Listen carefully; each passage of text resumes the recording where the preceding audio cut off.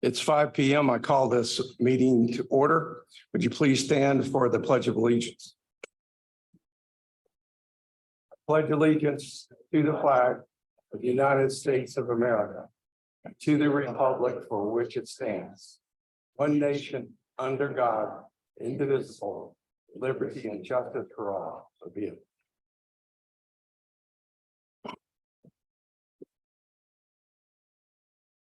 Has notice of this meeting been posted? The meeting has been posted in accordance with the law. All right, I'd like to do just a quick roll call. I'll just start, move around the table. Trustee Kane. Present. Trustee Saldivar. Here. Trustee Murillo. Present. Trustee Vogt. Present. Trustee Sullivan. Here. Are any trustees online? Okay. All right. Are there any public comments? No public comment. All right. I want to take this opportunity to recognize Dr. Rebecca Riley. This is your last day, is it not, Dr. Riley? And you're retiring after 29 years of service. That's remarkable.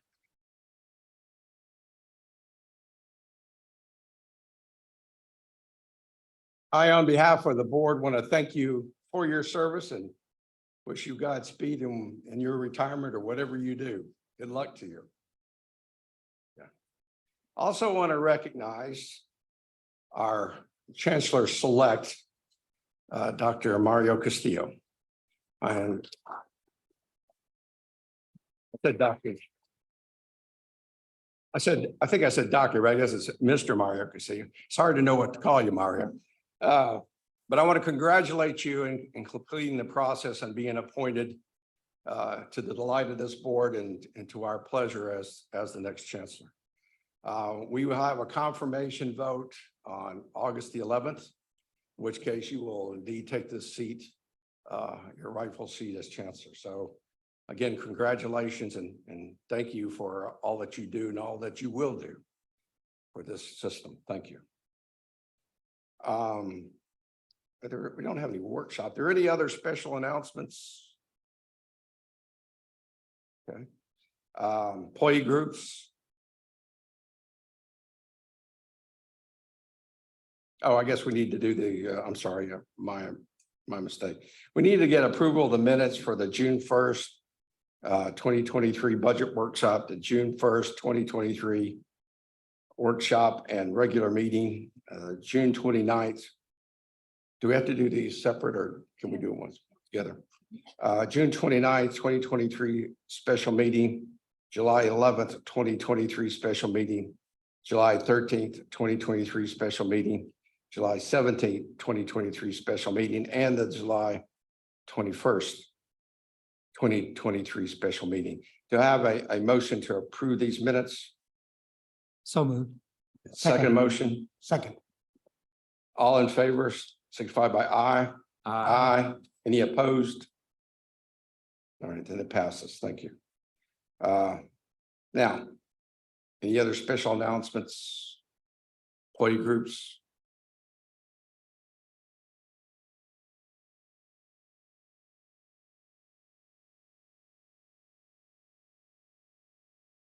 Good evening, Chairman Stoma, members of the board.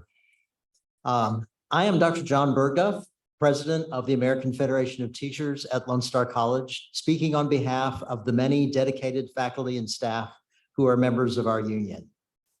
I want to start this evening with a word of welcome and congratulations on behalf of our members to two newly appointed executive administrators here at Lone Star College. In particular, we'd like to welcome Dr. Benny Lambert, who I have had the pleasure of working with for many, many years as the new interim president of Lone Star College North Harris. Also, although we are planning to welcome him more formally at the next board meeting after he has been officially appointed, we also congratulate Mario Castillo as sole finalist for the role of the next chancellor of Lone Star College. In addition, as has already been noted, we would like to recognize Dr. Rebecca Riley, who is retiring after this meeting as in her role as president of Montgomery College. I have known Rebecca, I believe, since the day that she was hired. We were both at Kingwood College as just regular faculty members at the time. And Rebecca has done wonderful things both at Kingwood and Montgomery. And I can tell you with great certainty that her employees love her. And we will miss her greatly. Members of the board, today you have a very full agenda with many important action items to consider. Although all of these action items are critical to the future success of the college, I would like to call your attention to and express the AFT support for 4 items that are of special interest to our membership. Action item 2 proposes changes to numerous passages of the LSC policy manual to bring it in compliance with Senate Bill 17 passed by this year's legislature. In our judgment, SB 17 represents a rather profound misunderstanding of the work that colleges like Lone Star is doing to expand educational opportunities to all of the citizens of Texas and to build an employee base where all manner of people and points of view are welcomed. Nevertheless, it is the law and it requires us to edit key policy statements. In our judgment, the changes proposed by Mr. Castillo and the staff of the General Counsel's office fit the requirements of the law while beautifully affirming that all students and all employees will be valued, celebrated, protected, and supported by Lone Star College for all the variety they bring to our community. We believe these changes are wise and prudent, and we support passage of this action item. Action item 4, although it may seem like a small item, means a great deal to the employees of Lone Star College. This action item codifies a personal leave system that first means that paid personal days don't count against employee sick days, and second, rewards employees who have greater longevity with the system with more paid personal days. We are especially grateful to Lone Star College CFO Jennifer Mott and her team for listening to employee concerns and crafting this new policy. Action item 10 is by far the biggest item on your agenda for tonight, as it is the budget for fiscal year 2024, which begins on September 1st. I want to focus on the compensation increase that is proposed for Lone Star employees. For quite a few years, AFT has advocated for pay increases that keep employees ahead of inflation as measured by the Consumer Price Index. Although there have been ups and downs, the CPI has been tracking a general easing of inflation over the last year. For the period of time from June 2022 to June 2023, the CPI indicates an inflation rate of 3% with a rate of 4.8% if food and energy are removed from the calculation. With these numbers, the compensation increase of 4% proposed in this year's budget is right on target. It is incredibly hard to plan a budget around an index that is always moving, but Ms. Mott and her team have done so. The union is grateful for this and supports passage of this year's budget. Finally, AFT supports passage of action item 13, in which the college updates its commitment to requiring that contractors working with Lone Star College pay their workers the Labor Department Davis-Bacon prevailing wages for their professions. Just as it is important to provide opportunities for our students to prepare for good paying jobs, it is also important to ensure that workers for contractors that do business with us receive good and fair wages. As union members, we view these workers as our brothers and sisters, and so we fully support this action item. In full realization that my talk this evening is definitely on the wonky side, thank you for the opportunity to draw your attention to these specific action items. Although all the items on tonight's agenda are important, AFT particularly requests your support for action items 2, 4, 10, and 13. Thank you so much for your time and consideration. Thank you, sir. Any reports from board members that want to report anything?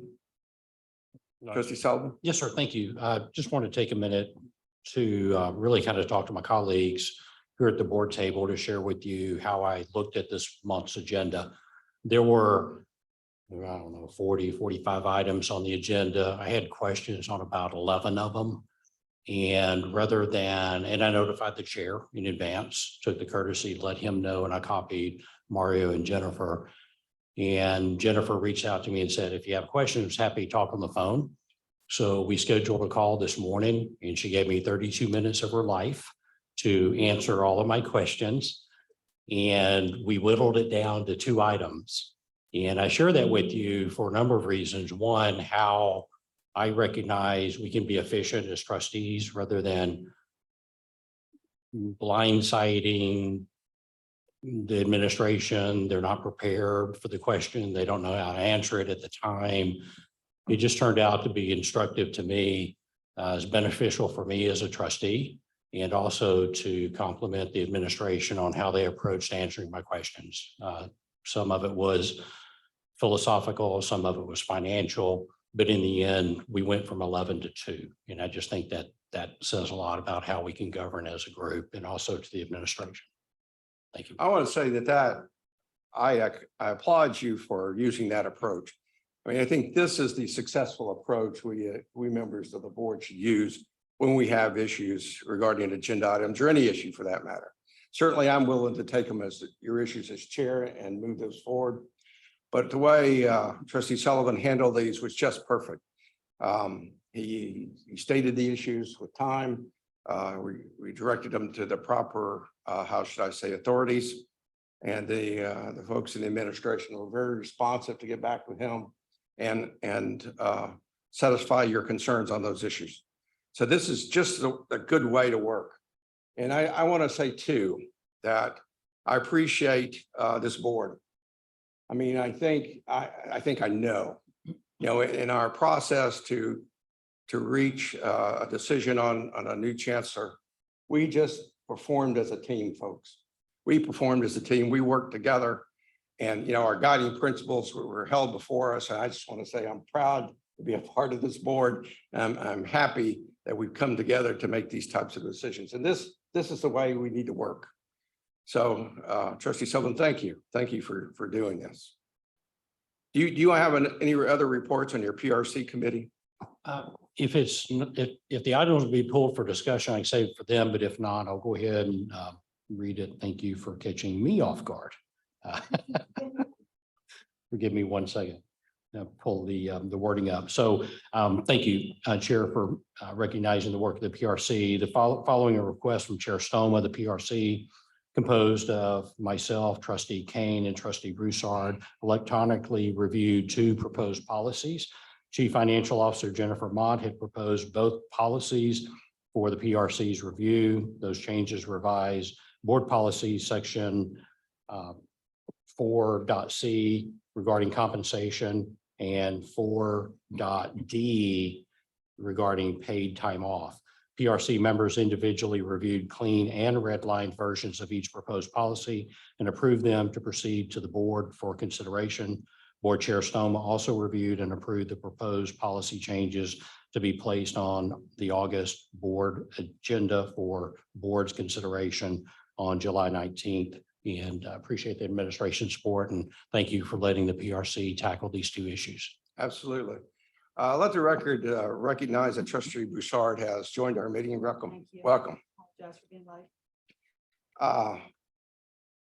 Trustee Murillo, do you have a report on the PRC committee looking at the diversity issue? Yes, Chairman Stoma. I will be kind of reporting on behalf of Trustee Wilson. We were assigned an important task. Thank you. The subcommittee was to review and revise, make any changes necessary to the diversity, equity, and inclusion policies. Again, that was Trustee Pierce and Trustee Wilson as chair. And we took the approach that we recognize this is primarily a statutory or legal changes, policy wise or oversight. And so I want to commend the legal counsel staff office. Thank you so much. I know that there was a lot of work into doing this, and thank you for your guidance, Mr. Castillo. We tackled this task by reviewing, by going down the line on every single word, every single sentence. And then in the end, I think the word is redlined. You provided to us where we make those changes. And I think the entire committee was pleased, and I think we identified those areas very carefully, very clearly, and we have the confidence of our legal staff, your legal counsel. So we're ready to move forward with that. So that's the report. Let me just say, Trustee Murillo, I'm going to charge your committee to look deeper. In other words, take the policy changes, which hopefully we will enact here tonight, and see if there are any other considerations that need to be made in detail. I think this is a worthwhile endeavor. Okay. And it assures that we indeed, even though diversity seems to be a bad word anymore, that we will make sure that there's equal opportunity for everyone. And whether it's employees or staff or students, everyone engaged with this college should be treated the same. Yes, thank you. If I may, yes, no, definitely. I think at the onset, we knew that it was important that we take on this task so that the Lone Star College can continue to carry out its mission. The diversity, equity, and inclusion policies that address, our vision and value statements, which we all really believe in as a system, as an institution. And then that's exactly what we said at the beginning, that it's important that we address this so that we can continue and we can expand upon the success of the system. But thank you for mentioning that. We just wanted to be very careful, knowing that we're not lawyers in that team, but we knew we could rely on our good staff. Absolutely. Well, good work. Thank you. Thanks. Any other comments from board members? Then we'll move on to the current consent agenda. There are 43 items. I already have a request from Trustee Sullivan to pull 37 and 38 for further discussion. Are there any other items you wish to pull for further discussion?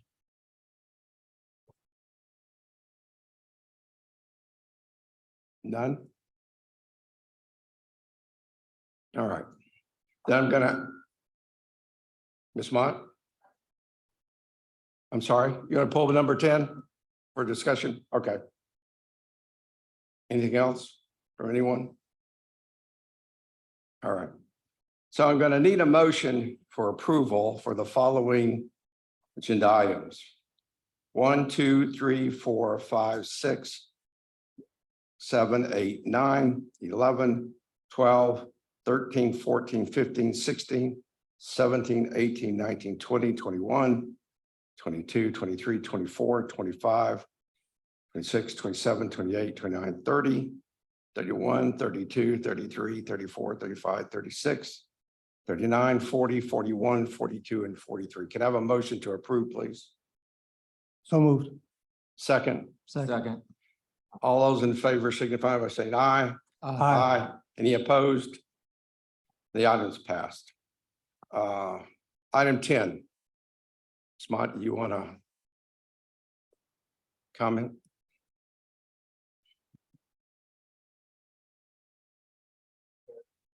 Yes. Oh, is there 44? Okay. I can hold that one till we approve. Yeah. All right, go ahead, Smart.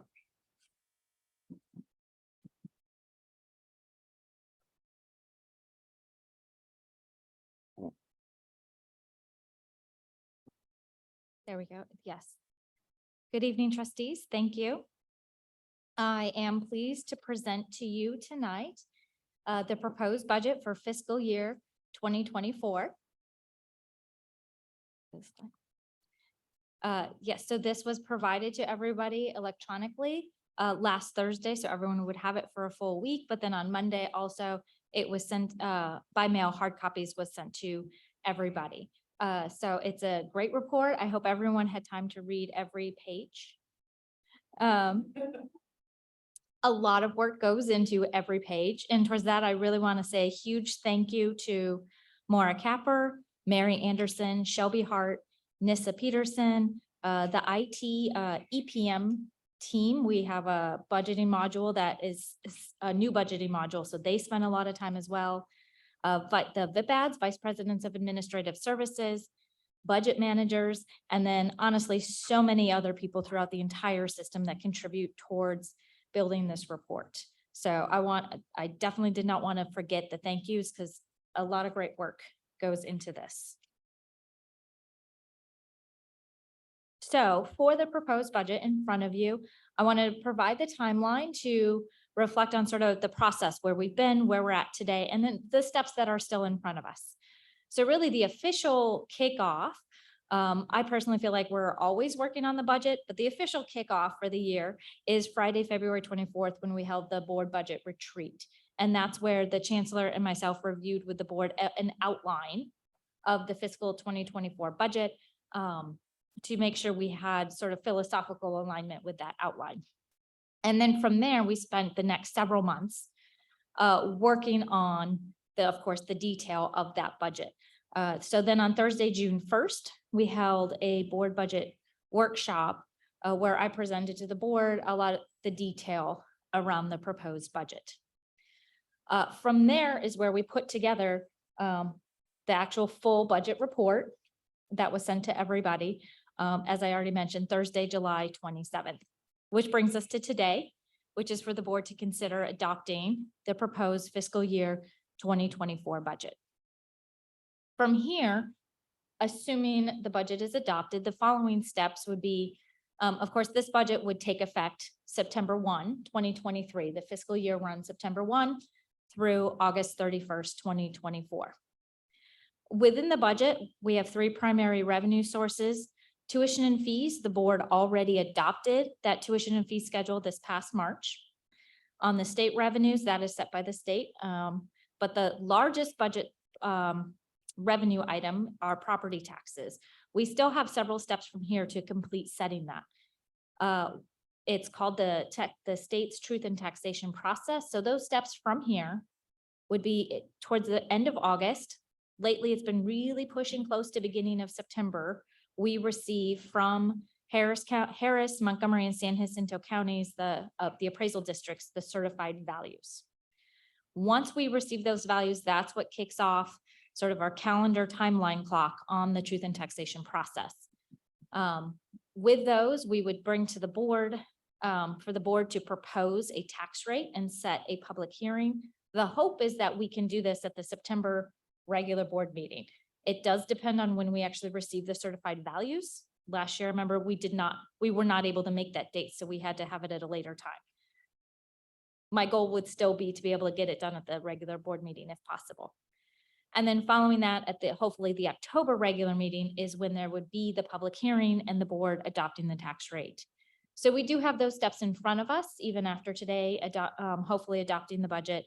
But all of those steps hopefully would be in alignment with what is assumed, the assumptions included in the budget adopted today.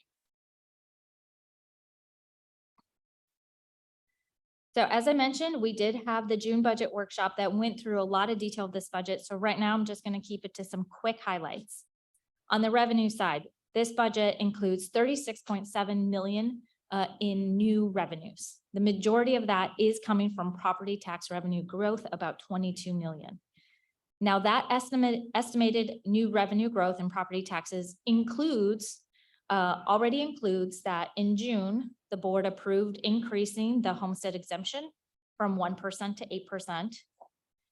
So that the board has already adopted. It also includes an assumption that the board will lower the overall tax rate from 10.78 cents to 10.76 cents. Within that, that includes some shifting between the maintenance and operations rate and the debt service rate. But again, the assumption is that overall, the board would lower the tax rate. Now, the actual rates themselves are still to be determined once we receive those certified values. But these are the assumptions built into the budget. And then another 9.3 million coming from the tuition and fee schedule that the board adopted this past March. On the expenditure highlights here, this budget includes a net increase of 39 million in expenditures. The largest item, consistently the largest item, are the compensation increases, right? This includes the 4% increase to be effective September 1st. So that's 15 million. The second largest item are COVID initiatives. So this year, where we may not be starting a lot of new initiatives, the reason for that is really because we started a lot of new initiatives during COVID, LSE Online, expansion of mental health services, expansion of some of the library technical services, but those have been covered by the COVID funds. And those grants are substantially done. We did receive a one-year extension, primarily on items that were already in process to be bought. But for the most part, the COVID grant funds are over, and this FY24 budget will end the college's reliance on those funds, because the initiatives that we wish to continue are included in this budget, now picked up, covered by our operating budget. So those are the expenditure highlights. The last thing I'd like to go through here is, right, we went through a lot of the detail in June. Are the items that in this budget have changed since June to now. The most significant item is on the tax revenue. And this was already included in the numbers you saw on the previous slide. So on property tax revenues, the primary thing that has happened there is litigation hearings.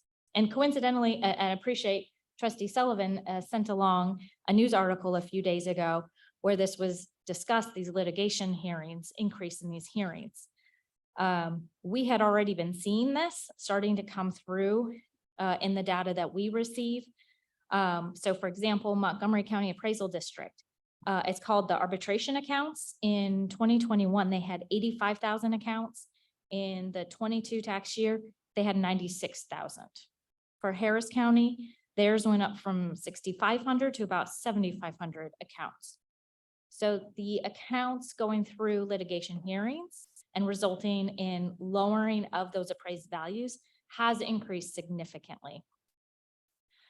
So seeing that impact on collections, again, this is after June, after I presented to you last, we felt strongly that we should reduce our estimated property tax revenues to be collected in FY 2024. And so that's a $2.5 million reduction in the revenues in this budget from what I presented in June. So that's the largest item change. Under the expenses, you see there's some reduction in expenses, some increases. On the reduction in expenses, for example, right, this is where we take June and July to review this whole budget. The repair and replacement, 264,000, that's simply because we found that we had double counted it. So as we go through and make sure we do all of our reconciliations on the budget. The other significant item there is the support contingency for Tomball. That is related to, for several years now, we have been working on making sure that the campuses, that there is an equitable resource allocation on a per student basis across the campuses.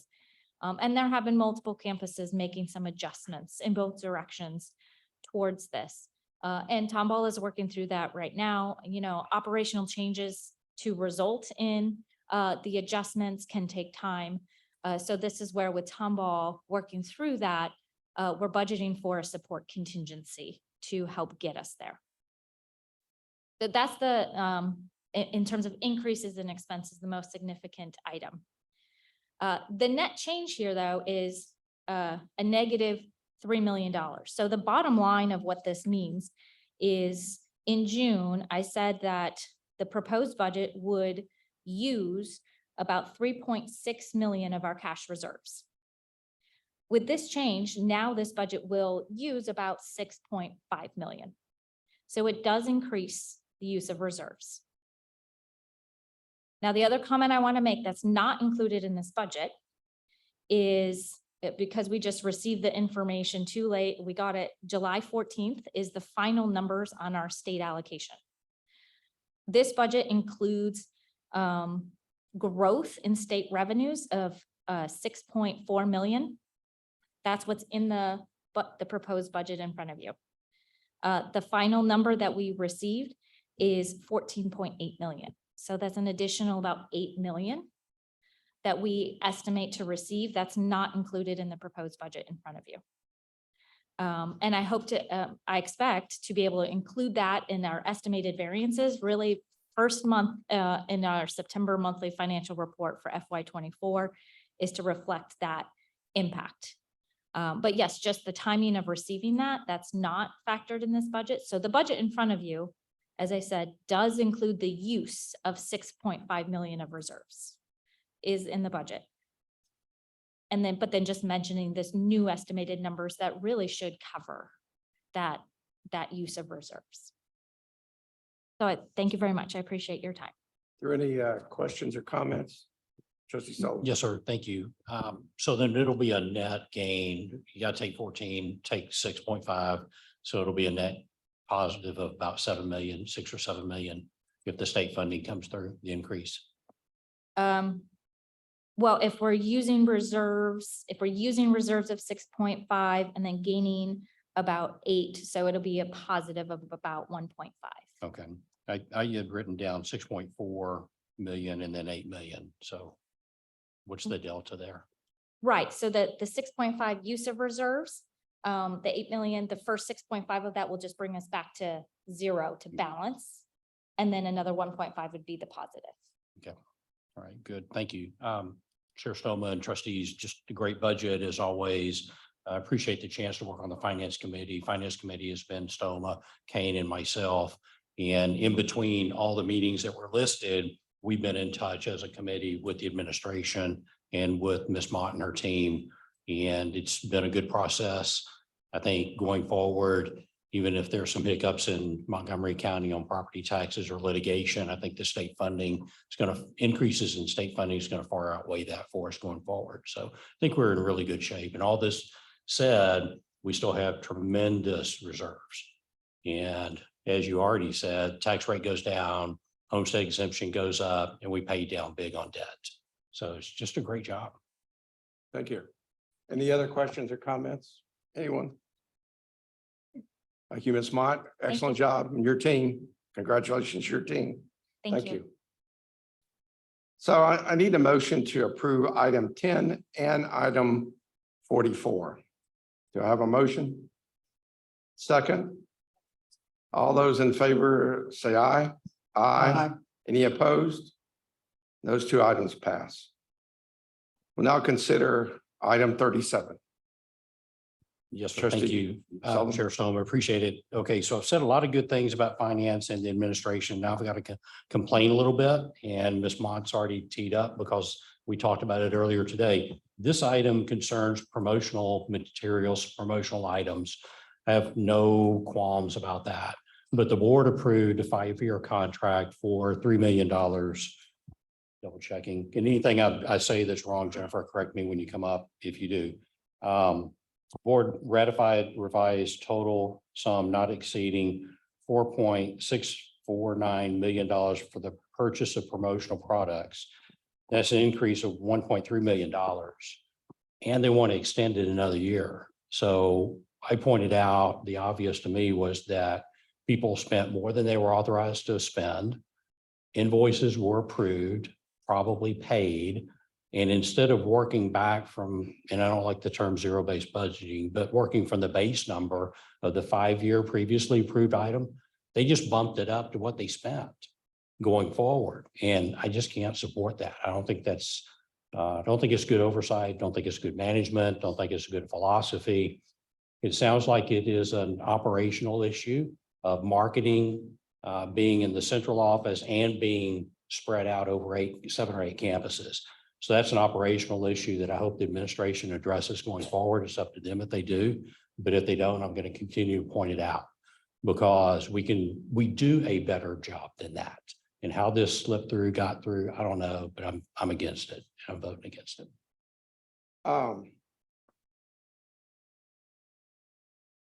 Ms. Mott, do you have a response to that?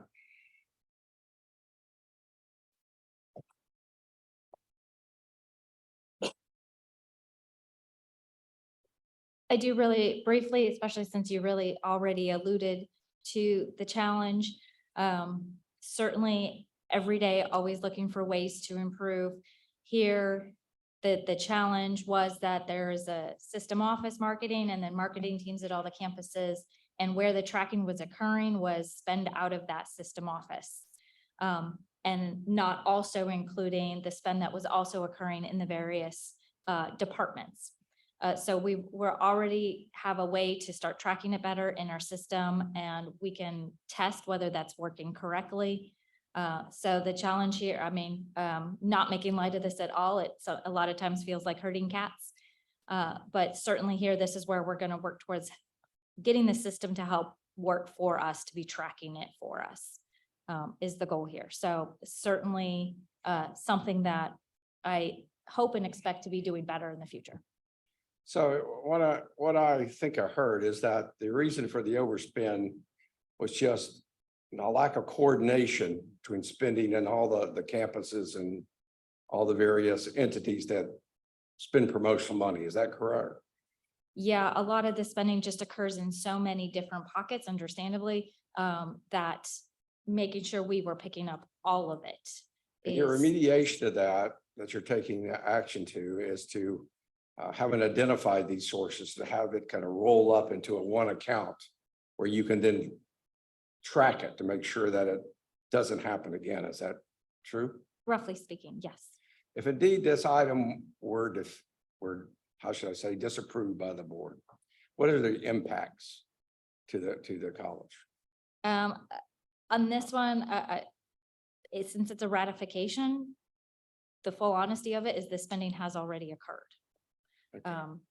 So there's no real impact if it weren't approved by the board. Is that correct? I can't speak to if there's a legal impact. I can't speak to that. All right. Counselor Castillo, do you have any opinion on that? Yes, sir. If the board doesn't approve it, the officers will not go to personally liable. And let me just follow up. When you say personally liable, can you be more detailed as to what you mean? Yes, sir. There's a section in the board policy manual that speaks to whenever you essentially exceed sums that are authorized, then you become personally liable for those actions. That mean that the college would sue those folks? It could. So it puts them in risk. Yes, sir. This is kind of related to item 8, which we haven't discussed, but I'm going to ask it anyway. If this item weren't approved, then item 38, I mean, kind of becomes a moot point. So 38, the two are separate. So 37 is the ratification of the spending that has already occurred. 38 is a request to add additional authorizations of spending even above that ratification amount so that we can continue to use these promotional items contracts for another year. So they are separate All right, items. so I'm gonna we just move 38 into this discussion since they're so related. Just gonna do that. Not for 38. 37, yeah.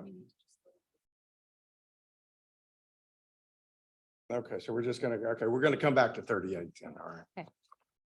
Any other questions or comments? Chairman, I do have a comment. Go ahead. Ms. Mr. Mott, Trustee Solomon. just so that I can understand, this lot of money was already spent, right? So The, why, yes. what is it, the 4.6 million or the 1.3 million? the 1.3. Okay, so right now what we're ratifying is not 1.3, but the 4.6 million. Is that correct? Yes, it is ratifying to increase the total amount. The original amount approved by the board was 3.3 million.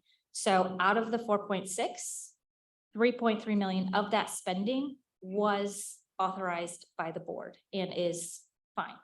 It's So the then- additional 1.3 That was used. that has, oh yes, already been spent. That was above that 3.3 authorized amount. So what we're authorizing is the 1.3 then, not the 4.6 million. I'm sorry, Yes. the 1.3 million that was already spent. Yes. Okay. Mr. Chairman, I think if moving forward, I think it'd be a good idea to kind of discuss the whole ratification process, just, we've done this before, right? I mean, okay, where we have to approve something that already take place. I know certain provisions or certain policies allow chancellor to take on certain measures and then come to us after the fact. I'm only saying that because I think it would help for us to review that policy or that our approach to handling those type of situations in the future. So what do you recommend? I'm just recommending that we get a report on when is it that we should be able to ratify such things and when we shouldn't, when as a practice for the board. More of a board practice. I don't know if you have anybody else has any comments, any suggestions? I guess I'm still trying to, I guess I just want to sort of get a better grasp of how we're doing this right now. And not necessarily, it is practice, and it is, I guess, legal to do that, to do it this way if the board approves of it. But I think if we don't have any guidelines or any agreement to do that, I think. well, from my understanding, Ms. Mott, is that the people who spent the money had the authorization at the time to spend the money. This goes back to what, 2018? Yes, this does go back to 2018. So they had the authorization under their charge to spend this money. The issue really was, there was no overseeing factor or overseeing person, if you want to nail it, a person. But it's really a business process issue, but there's no overseeing factor to look at all of these accounts, all these people who are authorized spending. To make a judgment, say, geez, they overspent. Is that correct? There was no check in place to determine that. Is that my understanding correct? Correct, yes. Each individual person, when conducting their spending, would have had no way to know that the entirety of all of the spending had gone over the limit, right? Even procurement department, because the system was not set up in a way to aggregate all of the spending into one report.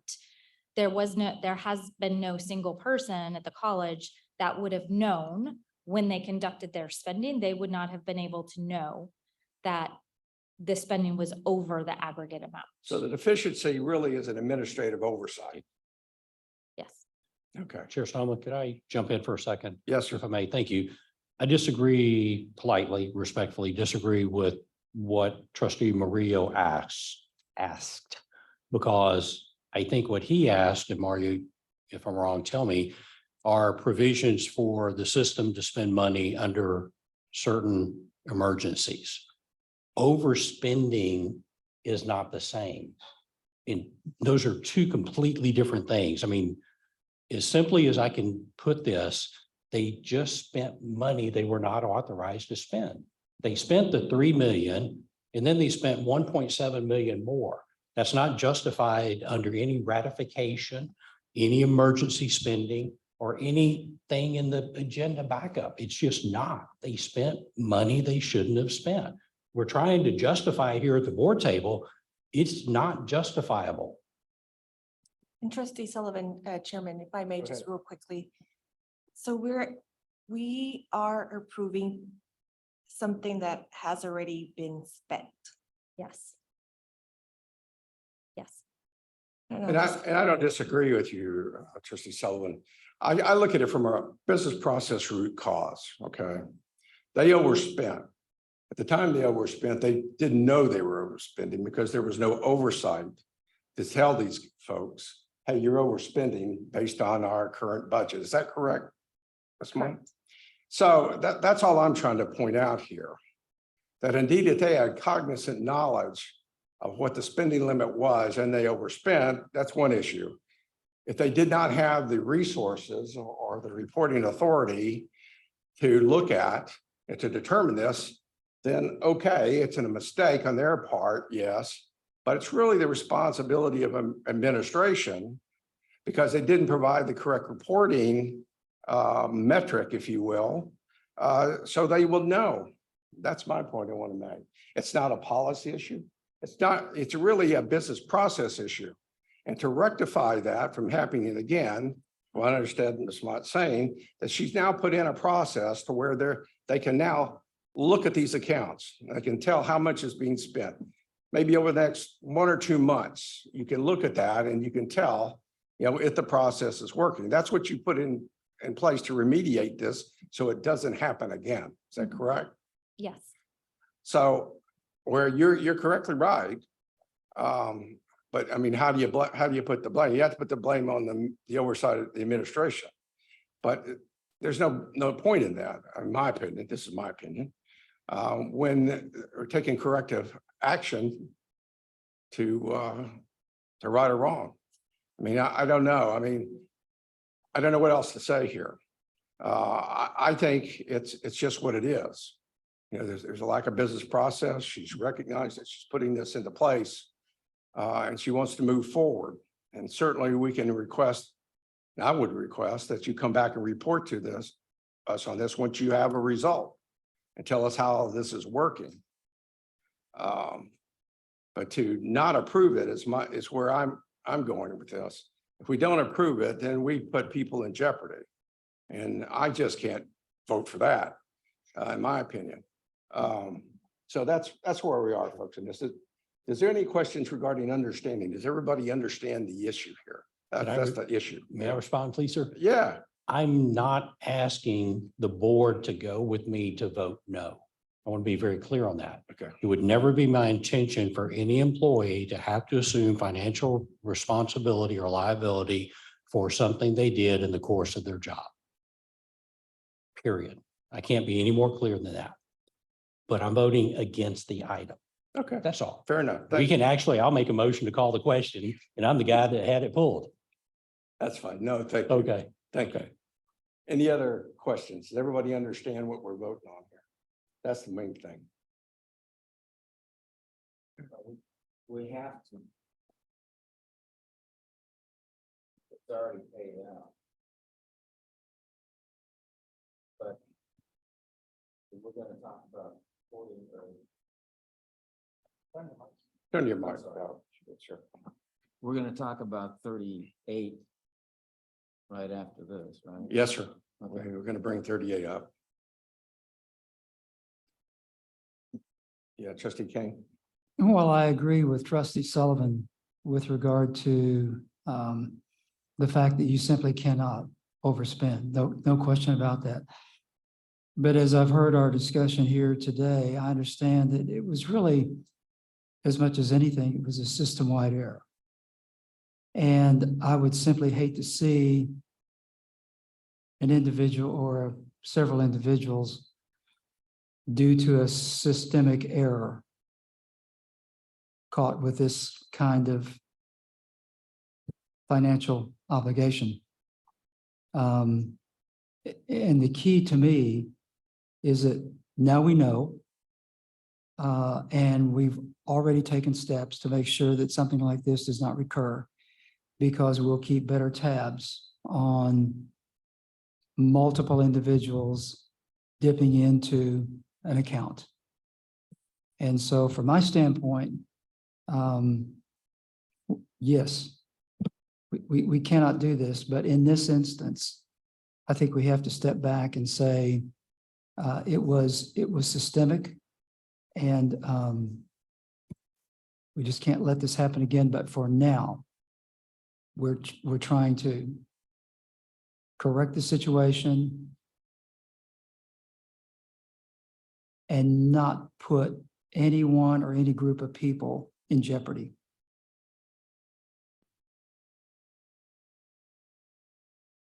Is that it, sir? Thank you. Any other comments, questions? Everyone understand what we're voting on here? All right, thank you. Then I'll ask a motion for approval on item number 37. So moved. Second. Then do we want to do, well, all those in favor say aye. Aye. Those opposed? No. Note that trustee Sullivan's vote is no, so the item passes. Thank you. Thank you, sir. Thank you. Trustee. Okay.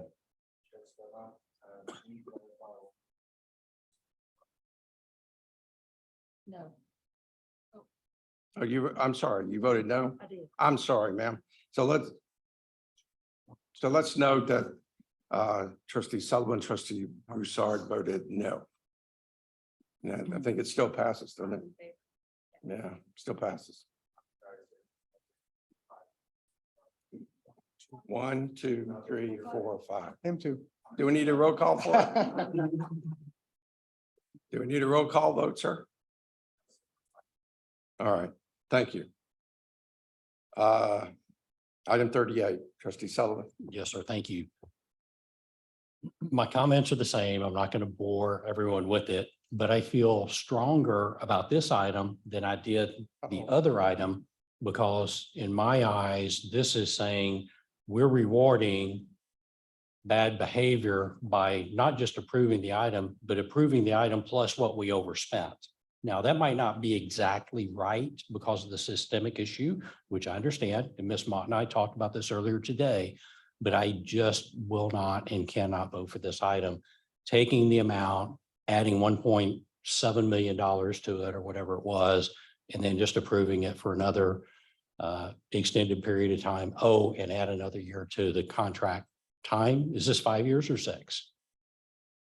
This would put it into the 6th year. Yeah, see another bad precedent because we have a policy of 5-year contracts. So I mean, there's a lot to unwind here. And I just stated what I need to state. I don't need to say anything else. Thank you.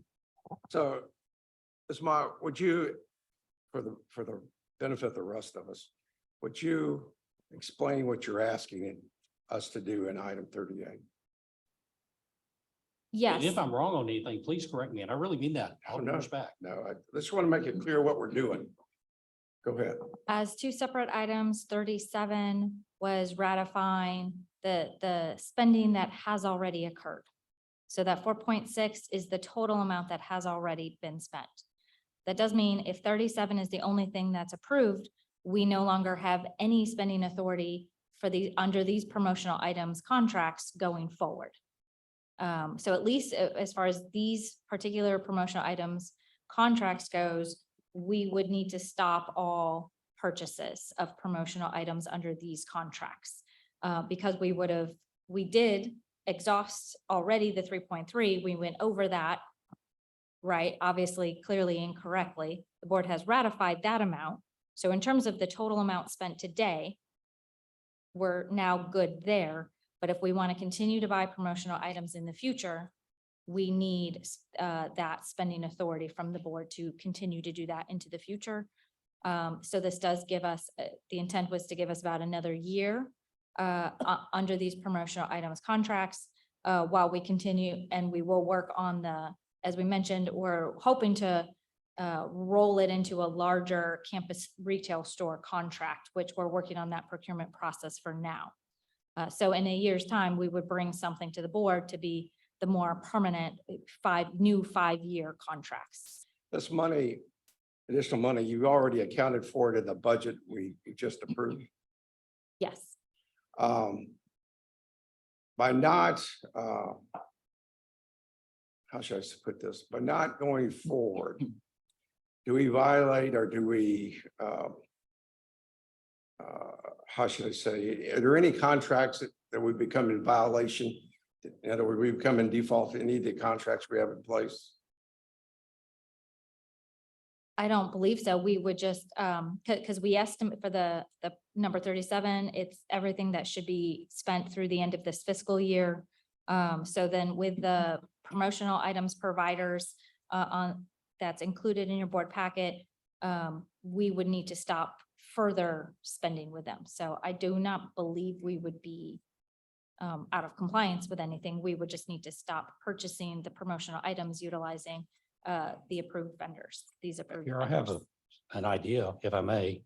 Go ahead. Tell you what, I would propose that the board would be interested, and if, I think it's a compromise, would be to have an amendment for this item to change the amount to the original 3.3 million for 5 years, not the 4.47 or whatever for 6 years. This way, you can still buy what you need. Needs are still met, but we're exerting some fiscal oversight on the item, on the issue and on the item. There's, in my opinion, I'm not trying to be funny, there's absolutely no reason to increase it and extend it a year. Let's keep it the base year amount, the base term of 5 years, and everybody wins. And if we can't get spending under control in 5 years, we have a really big problem. Let me hold that. Yes, sir. So what are the implications if we don't approve that right now? And we stop spending on promotional items? What are the, Contractual obligations, is that what you're thinking? yeah, of? that's what I've asked. Would there be any, first question was, would there be any, will we violate any contractual obligations? Would we go on default? I understood your answer to say no. Is that correct? To the best of my knowledge, no. Okay, so the next question is, if we don't spend any money on promotional items for the next, what is it, year and a half, for next year? For in the next So year. what is the impact to the college on that? I mean, I suppose that would impact primarily the marketing departments. All right, so would they not be able to do their jobs? Would they just didn't have the tools to do it? Would they be able to do their jobs, but at a lesser, how should I, efficiency or effectiveness?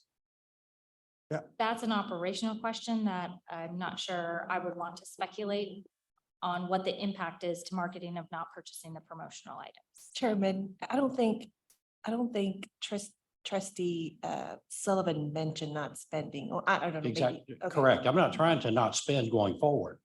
To me, the compromise, as I said, is to continue spending, meeting the needs of the system and the campuses, but just dial it back by the overspend, if you will, from the previous item, and reduce it by a year, which brings it back into compliance with existing board policy of contracts not being over 5 years. Right, and I understood that.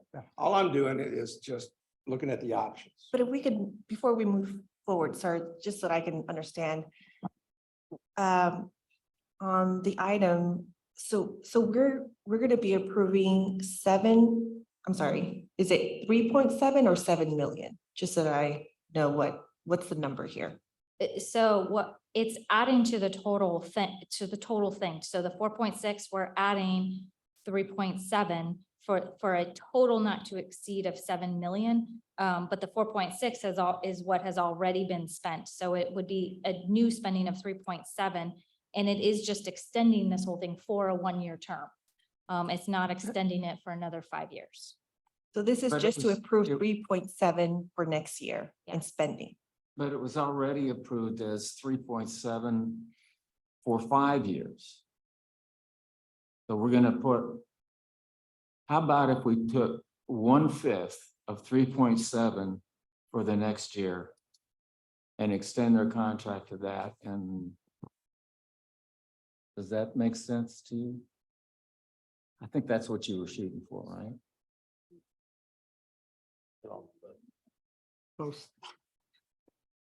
Typically, I don't know if we have anyone for marketing, but typically, how much do we spend typically for marketing stuff?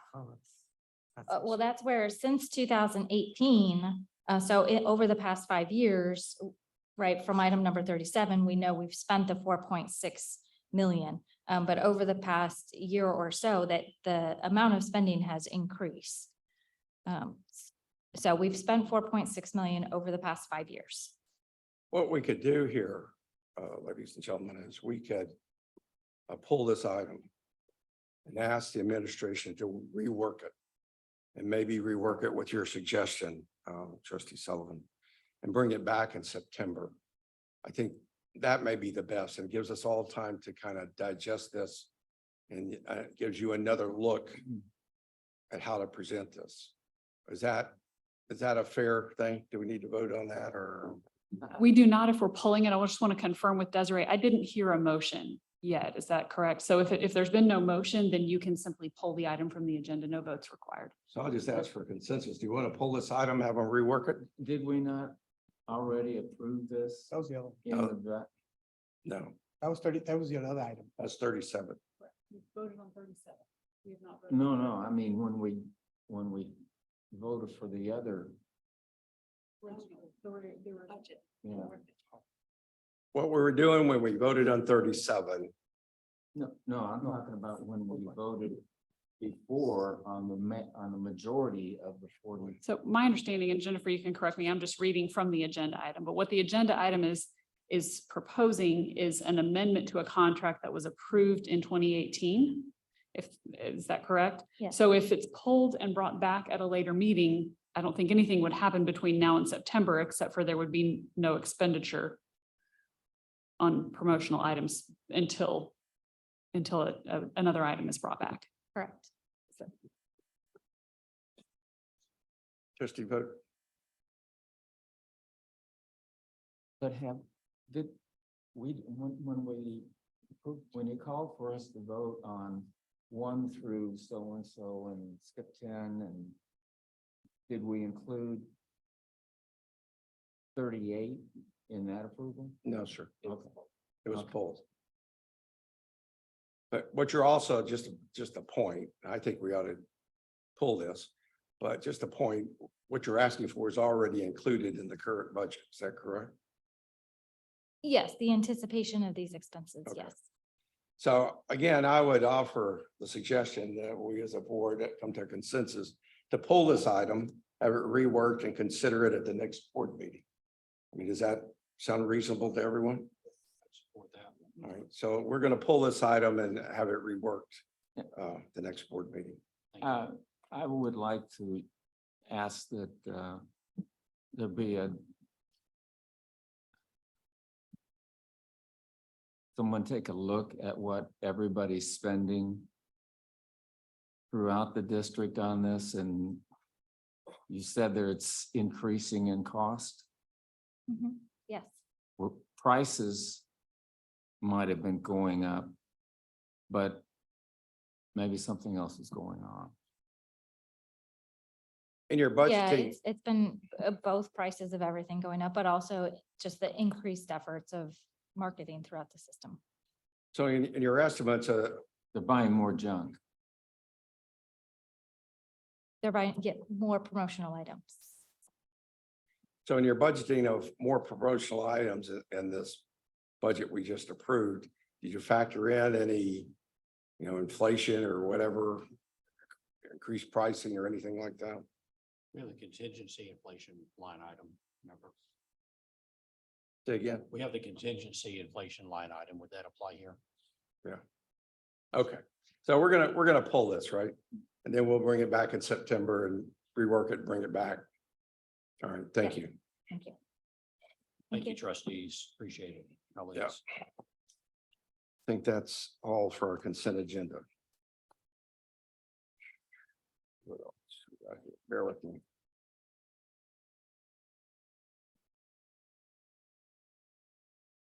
There's a lot of items here. Bear with me. Okay, financial report, yeah, it's you again.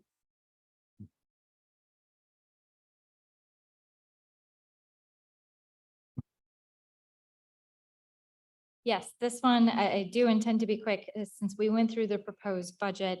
And we're only 1 month shy from the end of the fiscal year. So right come, not September, but really October, once we've started working on closing our books, I can provide the more complete picture of this fiscal year, but just where we're at so far. So this is through June 30th, these financials. So on the revenue side, right, we have 404 million of actual revenues collected. We're at 95.6% of the total revenues budgeted for this current fiscal year. On the expenditure side, there we have spent 294 million in actual expenditures, which is 72% of budgeted expenditures. We've consistently been on this trend all year of the percent spend being lower than where it was in prior years. So this alone would lead me to believe that once we actually go close out the year, we're gonna have a good amount of budget unspent that then does flow down to addition to our cash reserves. So these forecasted budget variances, a lot of these have been talked about in prior months.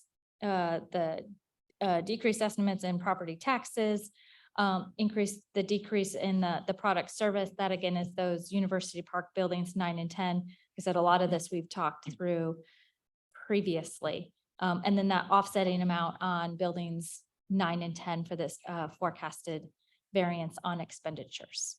So that concludes my monthly report for financials ending June 30th. Okay. So the, And yes, and then everyone has the buildings and grounds report. Thank you. any other questions?